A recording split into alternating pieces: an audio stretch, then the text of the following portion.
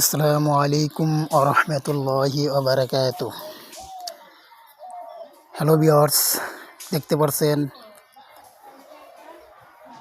আমরা মাছের বাচ্চা বড় করার জন্য একটি খাঁচা তৈরি করতেছি। তো যাই হোক, বাঁশ দিয়ে তৈরি করা হচ্ছে, মানে মাছের যে পোনা আছে ওইটা নেটের ভিতরে বড় করব, যার কারণে একটি খাঁচা বানানো হইতেছে। তো দেখতেই তো পারছেন।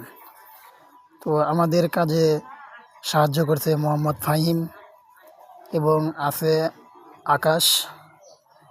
দুজনই খুব দক্ষতার সাথে পরিশ্রম করতেছে। তো যাই হোক, আপনাদের কাছে সকলেরই দোয়ার আবদার রইল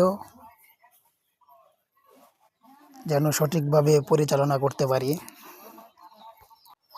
এটার ভিতরে আমরা পাঙ্গাস মাছ তৈরি করব, পাঙ্গাস মাছ পালন করব আর কি।